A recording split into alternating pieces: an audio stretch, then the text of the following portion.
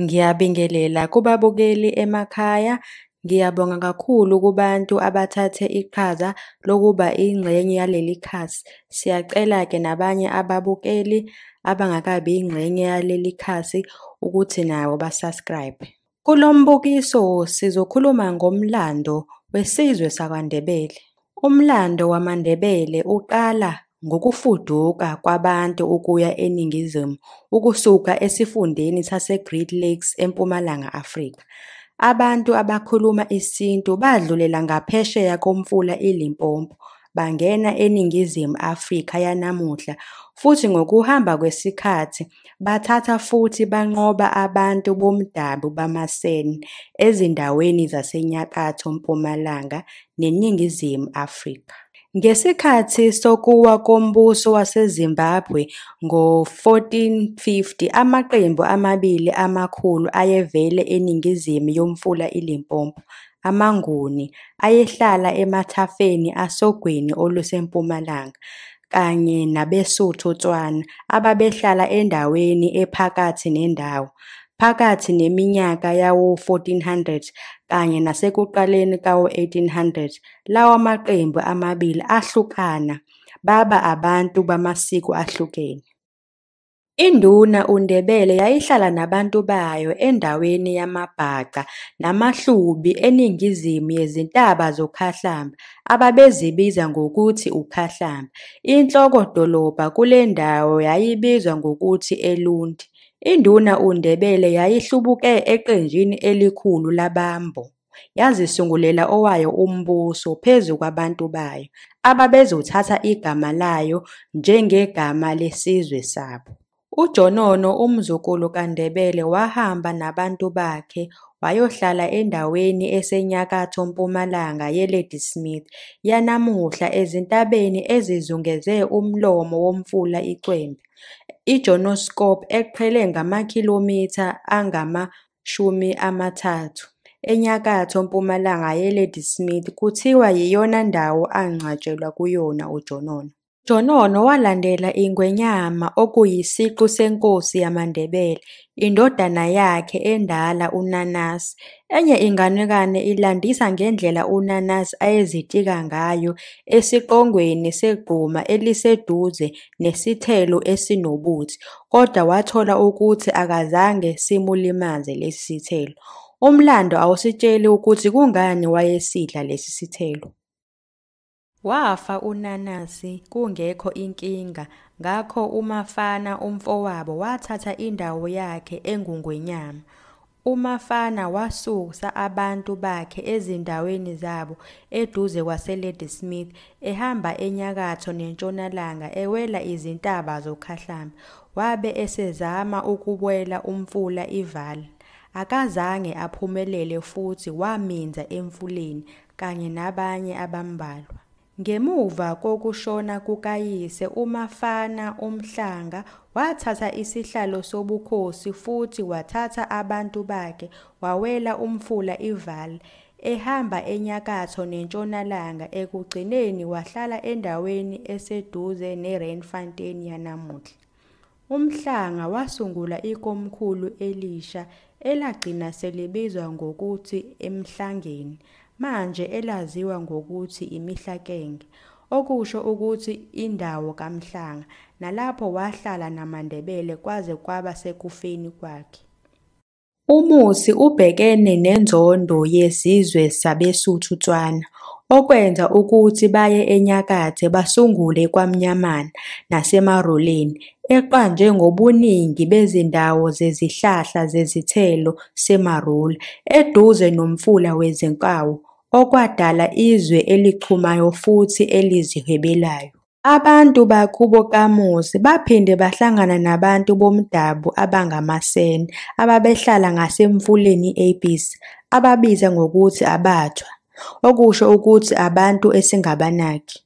Umusi wayenesithembu futhi enjalo nje wazala izingane eziningi enamakhosikazi amaningi. Laba abalandelayo yinzalo kamusi eyaziwayo: uMasombuka, obuye abizwe ngoSikhosana, ogama lakhe lisho ukuthi ukuqala, Izibule, le ndodana yonkosikazi wesithathu kamusi, UNdzuza, obuye abizwe ngokuthi uHlungwane, wayeyindodana yokuqala yomkakhi wesibili. UManala, obuye abizwe ngokuthi uMbuduma, wayeyindodana yokuqala yomfazi wakhe omdala. Bekukhona noMthombeni, obuye abizwe ngoGegana, uSibasa, uMhaduma, uMphafuli, uDlomo noTshwane. Umlando wakhe oshisa izikhotho abaningi bethi akayona indodana kaMusi, kodwa wayezala umfowabo kaMusi uSekhubathani, noma umzukulu kaMusi. Kukhona nabanye abaze basole ukuthi kungenzeka ukuthi akaze abe khona nhlobo. Elinye isiko lomlomo lithi uMusi ngokwakhe wathumela uManala ukuthi ayozingela imbuduma futhi ngamabomu wanika uNdzuza inamhali futhi wamyala ukuba abize imbizo futhi azise abadala kanye nabantu ngokwenzile phakathi kwakhe noyise. UNdzuza wayalelwa ukuthi angasuki kwaMnyamana nganoma yiyiphi indlela, ukuthi uma angase ashiye isikhundla sobukhosi, ngisho nokuba nenamhali kwakungeke kwanele ukuhlanganisa amandla akhe njengombusi omusha phezu kwabantu, nokuthi umfowabo uManala nakanjani uzosebenzisa amabutho akwaMnyamana ukuziphindiselela. Nakuba kusaphikiswana ngokuthi uNdzuza walithola kanjani inamhali, iqiniso elilodwa elingaguquki lihlala cishe kuzo zonke izindaba zokuthi uNdzuza wayeyiphethe inamhali ngalesi sikhathi. UNdzuza akazange akhokhele isixwayiso sikayise. Wabaleka waya eMpumalanga nabalandeli abaningi okuhlanganisa nabafowabo uMthombeni noMasombuka. UManala wafika ngokuzingela kwakhe wathola uyise eseshonile kanti uNdzuza nenamhali kanye nabalandeli abaningi bebalekile. UManala ngokwakhe wabiza imbizo ememezela ukuthi uNdzuza webe inamhali, kanjalo nobuzibulo bakhe. Wafunga ukuthi uzobuyisela uNdzuza kwaMnyamana noma ambulale. UManala nebutho lakhe bamsukela uNdzuza bamfica eMasongololo phakathi kweKhalineni yesimanje kanye neReythini, lapho balwa impi phakathi kwamagatsha amabili omfula iLenzi. UNdzuza wayephumelele ukunqoba kulempi yokuqala futhi kunokuba ahlale endaweni wabaleka namabutho akhe waya ngasempumalanga. UManala waphikeleka futhi waphinde wahlulwa amabutho kaNdzuza empini Emfuleni. Kuthiwa kulempi uNdzuza wasebenzisa inamhali ukwenza imilingo phezu komfula ukwenza ukuthi ageze amanye amabutho kaManala. Ngemuva kwalokho kuhlula kwesibili, uManala uhlehle waphindela kwaMnyamana eyogcwalisa imibandela nezinombolo zabo. UManala nebutho lakhe baqhubeka nokuxosha uNdzuza baze bahlangana emfuleni i-Oliphant. Kwaba yimpi yesithathu eyalandela. uNdzuza ngokusolakala ukuthi washaya igalelo lokuqala, wajikijela umkhonto phezu komfula ngakwicala likaManala owahlala ezinyaweni zakhe. Kungaleso sikhathi lapho isiko elidluliselwayo ngomlomo lithi ngaleso sikhathi uManala wayenamandla okubulala umfowabo uNdzuza. Kwangena isalukazi esinamabele amade uNoqoli wakwaNguni, sathethisa abazalwane ngokulwa. Waqhubeka wabiza umhlangano ukuze kulamulwe ukuthula phakathi kwezelamani ezimbili. Umphumela walomhlangano kwaba ukuthi kusukela manje kuzoba khona amakhosi amabili esizweni samaNdebele.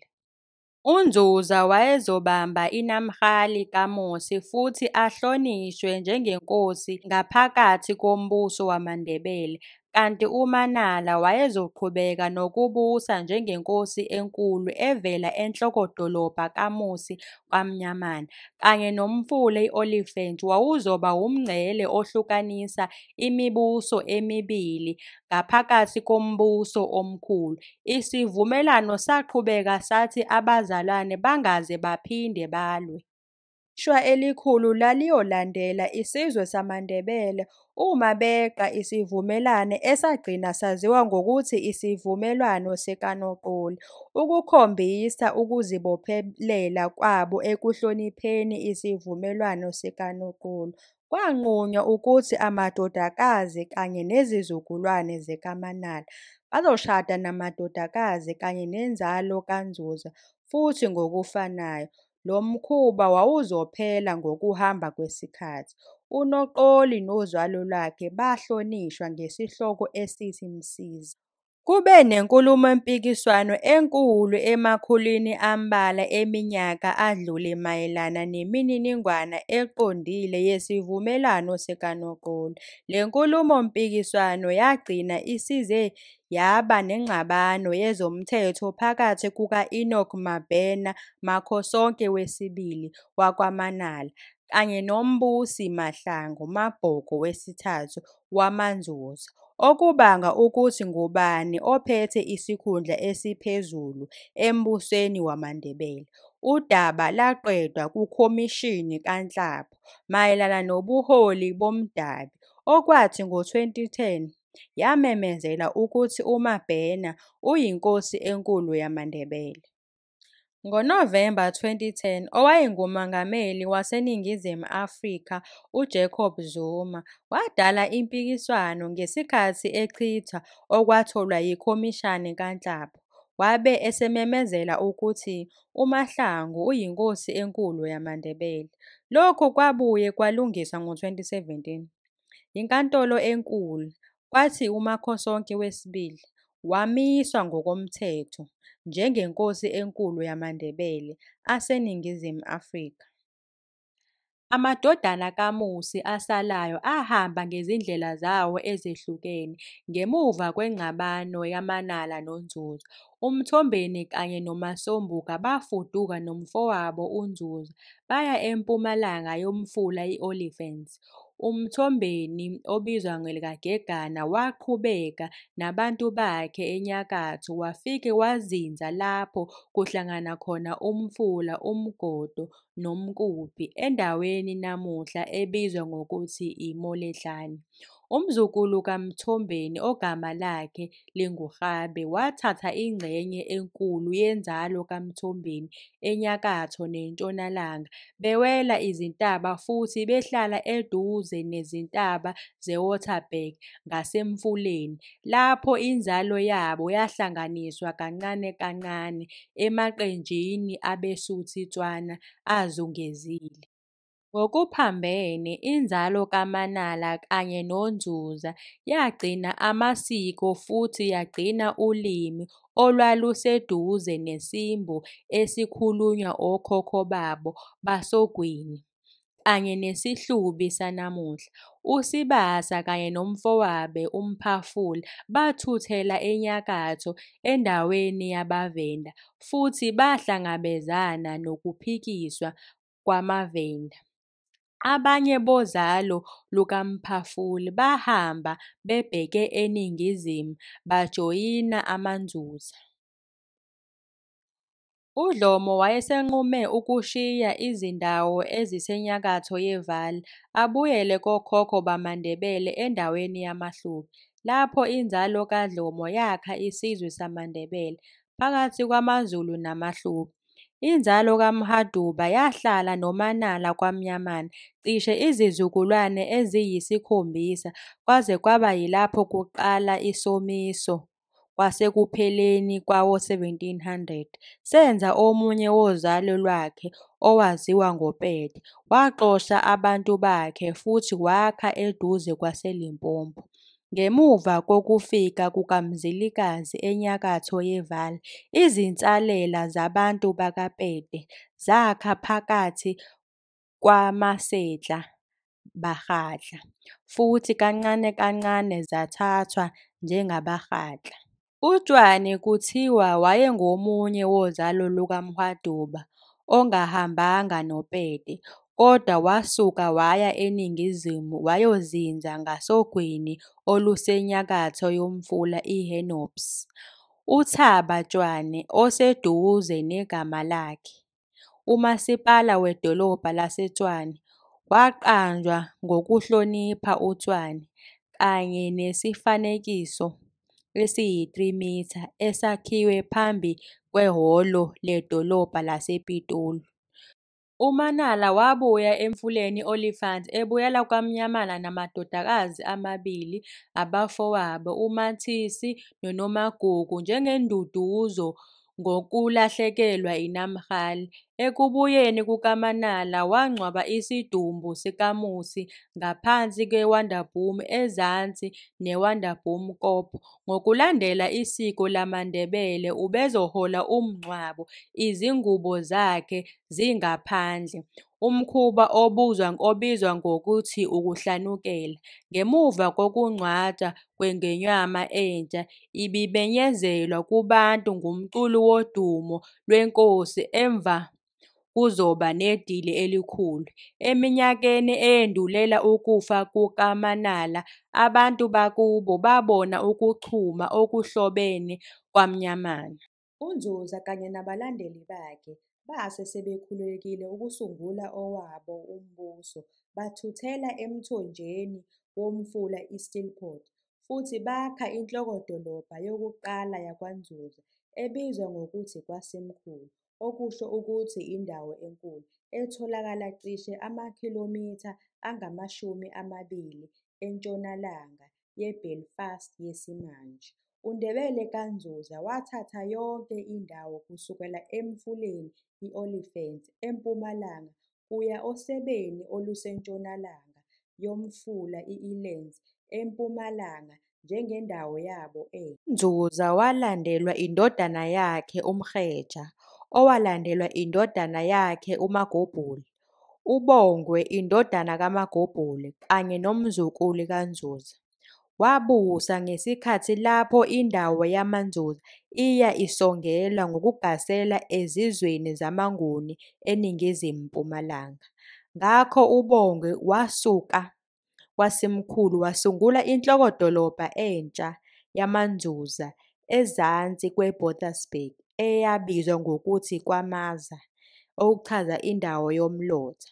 Le nhlokodolobha entsha yabonakala isesimweni esiqinile sokuhlehlisa ukwanda kwezizwe zamaRhatla enyakatho.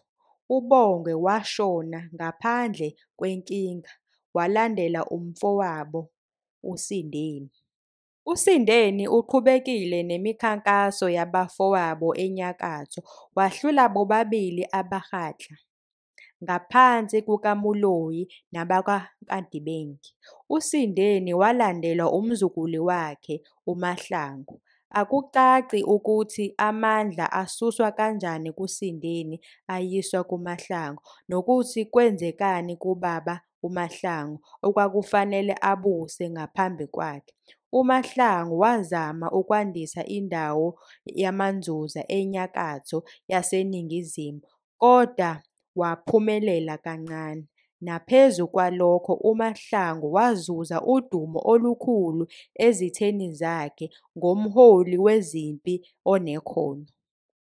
UMahlangu walandelwa indodana yakhe uPhaswana owabulawa empini. UPhaswana walandelwa umfowabo uMaridili owaphumelela kakhulu empini ehlula uMakuwa wabaPedi noMakwetla wabaPedi eDikeni. uMaridili wafa ngaphandle kwenkinga, ngakho-ke isihlalo sobukhosi sakwaNdlovu sadlulela kumfowabo uMdalanyana, owabulawa naye empini. Isihlalo sobukhosi sadlulela kuMgwezana, indodana kaMahlangu, naye owabulawa empini. Emva kwalokhu umfowabo kaMgwezana uDzela wabambana nempi yokufa ukuzuza indawo ethe xaxa yakwaNdlovu ngasempumalanga futhi wahlasela amaBokoni ngaseLydenburg. Lo mkhankaso awuzange ube yimpumelelo futhi uDzela wabulawa. Isihlalo sobukhosi sabe sesidlulela kuMrhabulu, owayeyindodana kaMgwezana, kodwa esebenza njengebamba likaGembe owayeyindlalifa yobukhosi bukaMgwezana. Ukuze aphindiselele ukufa kukaDzela, uMrhabuli wahlukanisa amabutho amaNzuza aba amabutho amathathu kanye nomfowabo uMagodongo ephethe ibutho elilodwa, umfowabo omncane kanye nendlalifa uGembe ephethe isibili futhi yena ephethe ibutho lokugcina. Uhlelo bekuwukuzungeza inhlokodolobha yaseBokoni nokuhlasela izinhlangothi ezintathu. UGembe namabutho akhe base bethuka bashiya abafowabo ngobusuku ngaphambi kwempi babaleka. UMrhabuli noMagodongo balahlekelwa kakhulu ngaphandle kokusekwa uGembe. UMrhabuli wabulawa kulempi futhi ekugcineni kwanqunywa ngaphakathi kwezinduna zamaNzuza ukuthi izenzo zikaGembe zazingenakuthethelelwa nokuthi esikhundleni salokho uMagodongo uzoqanjwa ngokuthi uNgwenyama yamaNzuza esungule ubukhosi obusha. USibindi indodana kaMdibane wakwaManala wayezwile ngokufika kwebutho elikhulu lamaNguni elaliholwa uMzilikazi Khumalo enyakatho yeValley ekuqaleni kwawo-1820. USibindi waqala wazama ukugwema ukungqubuzana ngokunikela ngenye yamadodakazi akhe kuMzilikazi ibe umnikelo wokuthula. Imininingwane eqondile yokubhidlika kokuxoxisana phakathi kukaSibindi noMzilikazi ayicaci kahle, kodwa isiko lomlomo lilandisa ukuthi uMzilikazi wacela kanjani uSibindi ukuthi amboleke amasosha akhe ambalwa azohamba nawo azingele. Amadoda kaMzilikazi abe esehlasela uSibindi, aboleka amaqhawe awabulala. USibindi wabe esebiza wonke amaNdebele kuhlanganise namabutho akwaNzuza ukuba babumbane babe munye futhi bahlangane noMzilikazi empini. Kodwa uMagodongo wamaNzuza wayenebutho elincane okwakumele angaliphephi ngenxa yempi yakhe ayeyilwa noThulari wokuqala wabaPedi.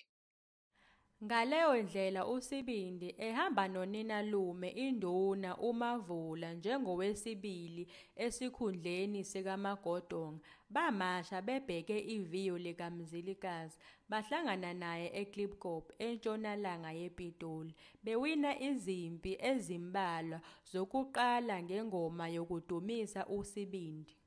Baqhuba amaviyo kaMzilikazi badlula koSomazabanye okuyikhalineni yanamuhla. Ngebhadi inhlahla kaSibindi yayisiphelile. uSibindi wabulawa kwaxoshwa inhlokodolobha yaseManala kwaMnyamana. Iqoqo lakhe lokuqala lokulwa noSibindi labonakala liyisivivinyo nje sokunqoba kukaMzilikazi. Enkabeni yeTransvaal, amabutho akhe ayesethuthele endaweni yaseMiddelburg yesimanje, asungula inqaba ebizwa ngokuthi Ekuphumuleni, okusho ukuthi indawo yokuphumula. Kwathi ngo-1826 amabutho kaMzilikazi aqala ukuhlasela inhlokodolobha yakwaMagodongo kwaMaza. Lokhu kuhambisana nokufa kukaSibindi kwabangela ukuba uMagodongo ahlehle kwaMaza aye kwinhlokodolobha entsha yaseNzuza ebizwa ngokuthi Esikhunjini, okusho ukuthi kufihlwe isikhumba sezilwane. Naphezi kwemizamo kaMagodongo Esikhunjini yahlukunyezwa, uMagodongo namadodana akhe bathunjwa uMzilikazi. UMzilikazi wabe esebulala amadodana kaMagodongo ewajikijela eweni. Ngemuva kwalokho wabophela uMagodongo etsheni elikhulu wamphosa emfuleni ukuze acwile. Ngo-1826 uMzilikazi wahlakaza indawo yakwaManala kanye nendawo yakwaNzuza, wasungula inhlokodolobha entsha yombuso wakhe wakaMthwakazi osebeni lomfula i-Apies ngaseWonderboom-Port. Wayibiza ngokuthi kuseNkungwini, okusho ukuthi indawo yenkungu. uMzilikazi wayezobusa ukusukela enkungwini iminyaka engaphezu kweyishumi, ethumela amabutho ahlasele enyakatho yomfula i-Olifants kanye naseningizimu yeFree State. UMthwakazi kaMzilikazi wenqabela yonke imizamo yamaNdebele yokuqinisa umbuso esifundeni ebulala bobabili abalandela esikhundleni sikaSalimba, uMvula owayengumfowabo noMgibe omunye wabafowabo. KuManzuza isihlalo sobukhosi sadlulela kuSibhoko owayengomunye wamadodana kaMagodongo ayesaphila.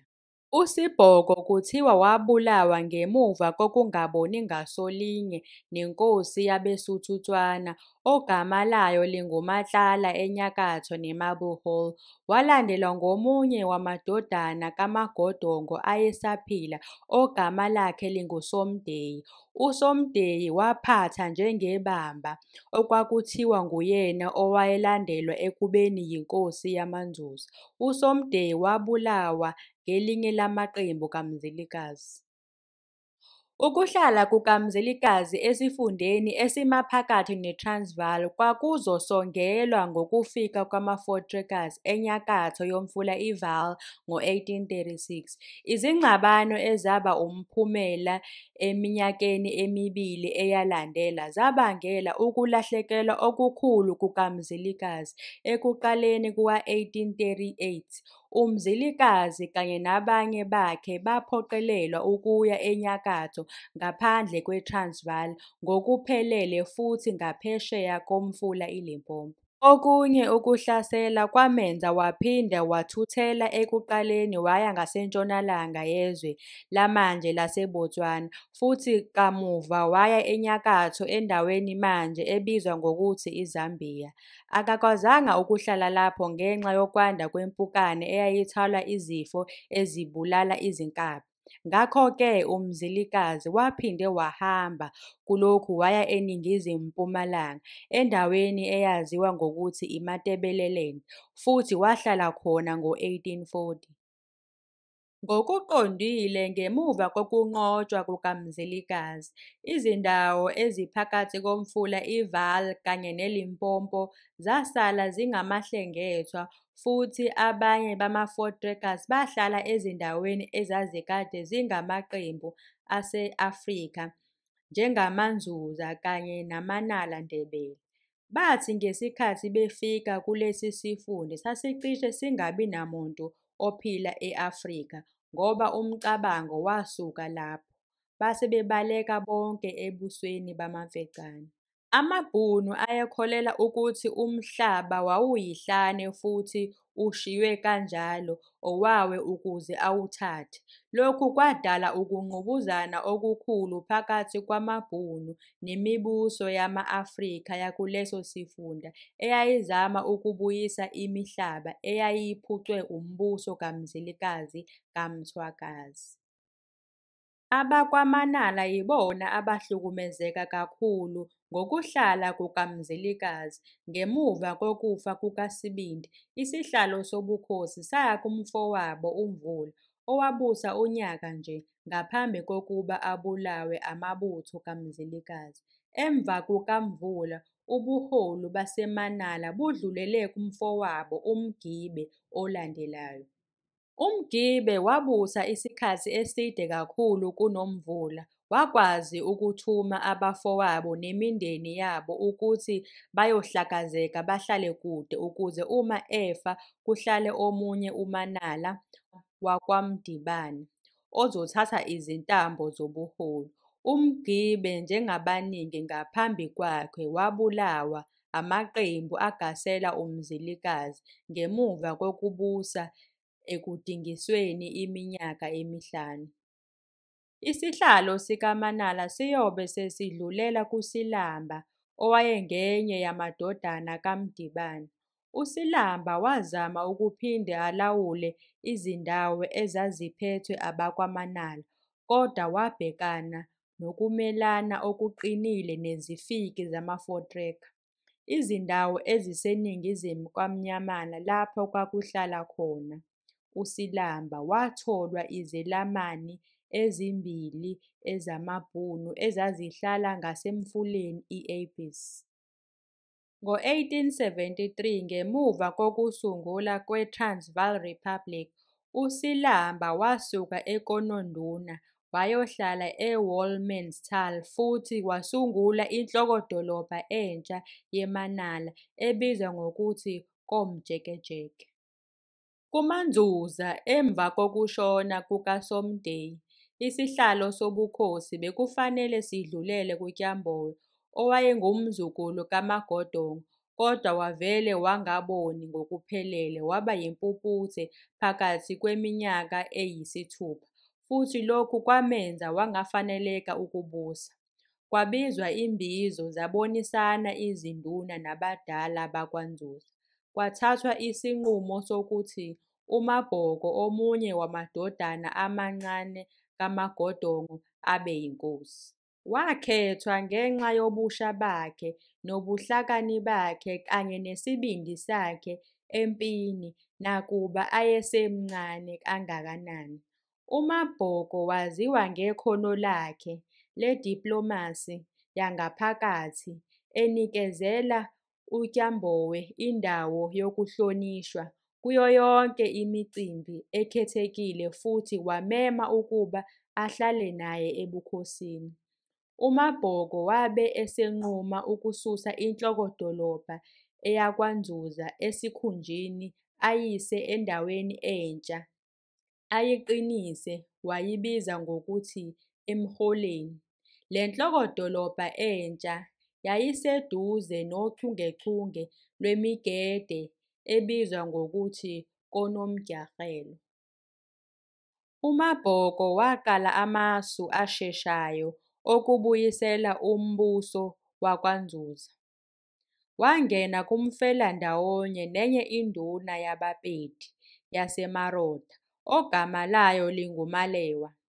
Lokhu kusebenzisana nenduna uMalewa kuzoqinisekisa ukuthi izakhamuzi eziningi zamaNdzuza ezisenyakatho zizovikeleka. UMabhoko wasusa inhlokodolobha eMholeni waya emigedeni yakoNomjahelo futhi wakha inqaba engenakungeneka. UMabhoko, ngokusetshenziswa kwezohwebo kanye nokugasela, uthole izikhali eziningi zomlilo futhi wanqoba izimpi eziningi zokulwa namabutho amaBhunu. Ukuqubuka kukaMalaleveva kwabangela ukuthi amaBhunu adlulele ekujuleni endaweni yamaNdzuza futhi asungula indawo yokuhlala. Ukuhlaliswa kwamaBhunu endaweni okwakungaphansi kwamakhilomitha angama-40 eningizimu yenqaba yamaNdzuza yokoNomjahelo kwabhebhethekisa amaNdzuza empini egcwele amaBhunu. Konke lokhu kwafinyelela kumgomo ngo-1847 ngenkathi uNdzuza enqoba impi enzima ngokumelene namaBhunu. AmaBhunu amaningi asuka kuleyo ndawo ayokwakha ezindaweni entshonalanga, kuthi labo abasalayo kwakumele bahloniphe igunya likaMabhoko, babhadale intela yenkomo kumbe impahla. Ukungezwani phakathi kwemibuso yase-Afrika yabahlali baseTransvaal kanye nabamhlophe kwakuyoba kubi kakhulu lapho kusayinwa i-Sand River Convention mhla zu-17 kuMasingana ngo-1852. Lo mbhalo wasayinwa phakathi kombuso waseBrithani kanye namaBhunu. Kulo mbhalo amaNgisi abona ngokusemthethweni ukuzimela kwamaBhunu enyakatho yomfula iVaal. Ngalesi sivumelwano esandleni, amaBhunu asungula iTransvaal Republic njengawo wonke amazwe phakathi komfula iVaal eningizimu kanye nomfula iLimpopo enyakatho. Inkinga ngesivumelwano somfula iSand River kwakuwukuthi akuzange kukhulunywe noma kucatshangelwe abantu base-Afrika. asebevele behlala phakathi kwemifula iVaal kanye neLimpopo. Eqinisweni, amaBhunu ayesungule izindawo zokuhlala ezimbalwa kuphela ngo-1852, futhi iningi lezwe elalithathwe iTransvaal lalithathwe imibuso yase-Afrika. Ngo-1861, isihlalo sobukhosi baseMorota sawela kuSekhukhune, owandisa kakhulu izindawo zabaPedi, futhi lokhu kwadala ukungezwani noMabhoko owamelana naye. Ngemva kokunqoba impi embalwa emqoka ebhekene noSekhukhune, uMabhoko wagcina ezinikele ngaphansi kombuso kaSekhukhune kanye nombuso waseMarota. Lokhu kwadala ukuhlukana phakathi kwamaNzuza kanye nabaPedi eminyakeni eyalandela. Ngo-1863, ukungezwani phakathi kwamaBhunu namaNzuza kwaphinde kwashuba futhi amaBhunu ebona uMabhoko nezibhamu zakhe njengosongo ekuphepheni kweRiphabhulikhi ahlasela koNomjahelo ngosizo lwamasosha aseSwatini. Lokhu kuhlasela akuphumelelanga futhi amaSwazi esesize iningi labalimele ashiya amaBhunu. Ngo-1864, ukuhlasela kwesibili kwenziwa le-koNomjahelo futhi nalokhu akuphumelelanga. Ngemuva konyaka ngo-1865, uMabhoko washona walandelwa indodana yakhe uMkhephulu, owayebuye abize ngoSoqaleni. UMkhephulu wabusa iminyaka eli-10 kuphela, wabe esedlulisela isihlalo sobukhosi endodaneni yakhe uRhobongo. URhobongo ubengathandwa kahle futhi ubechazwa njengomuntu obeyisihluku. uRhobongo walandela umfowabo uNyabela ngo-1879. Ngesikhathi sokubusa kukaNyabela, umbuso wakwaNzuza wakhiwe cishe amakhilomitha angama-80 futhi wawunabantu abaningi. Kwakungemva kokuba iTransvaal iphinde yathola inkululeko ngo-1881, lapho ubudlelwane phakathi kwamaBhunu namaNzuza baqala ukuwohloka ngokushesha kakhulu kunakuqala. ITransvaal yayicasula uNyabela ngokuqinisekisa ukuzimela kwakhe, ngokwesibonelo ukwenqaba ukukhokha intela, ukwenqaba ukubala abantu lapho ayelalela ukuba enze njalo, nokuvimbela ikhomishana yemingcele ukuba ikhanyise izindawo zakhe, okwagcina sekuyicala kwaba yisinqumo sikaNyabela sokuba nenkosi yamaPedi uMampuru, ngemva kokuba abulale umfowabo uSekhukhune mhla ziyi-13 kuNcwaba ngo-1882. Ezikhathini ezimbili ezedlule, iziphathimandla zaseTransvaal zazama ukubopha uMampuru ngokudala uthuthuva, futhi lokhu kucasuka kwaba utshani lokugcina. uMampuru nababaleki bakhe babalekela kuMakwani, enye yezinduna ezingaphansi kukaNyabela, ngesikhathi eyalela ukuba abuyisele umbaleki. uNyabela wenza isinqumo sokuthi angakwenzi lokho. Ikomkhulu lakwaManala komjekejeke, uSilamba washona ngonyaka ka-1982, kwathi ubukhosi bakwaManala bathuthela endodaneni yakhe uMdedlangeni. Njengoyise, uMdedlangeni wenza imizamo emikhulu yokumelana nokwanda kweTransvaal Republic. uMdedlangeni ushone ngaphansi kwezimo ezingaqondakali. uMdedlangeni walandela umfowabo uLibangeni, owayephethe indodana kaMdedlangeni, uMabhena wesibili. Akwaziwa ukuthi uMabhena wesibili wenyuke nini ebuholeni baseManala. uMabhena wesibili washona ngo-1906, walandelwa indodana yakhe uMbongo wokuqala. UMbongo wasuka komjekejeke wathenga ipulazi ngaseKlipproot, wasungula indawo entsha yokuhlala ebizwa ngokuthi iSelodini. Emuva kukaNyabela, isihlalo sobukhosi sadlulela kumshana kaNyabela, uMfene, owayezala uMkhephuli naye owayebiza ngoSoqaleni. Cishe ngo-1904 uMfene wasuka eMlalaganya wathenga ipulazi elalingamakhilomitha angama-60 enyakatho-mpumalanga yePitoli futhi wasungula indawo ebizwa ngokuthi iKwaMhlanga yesimanje.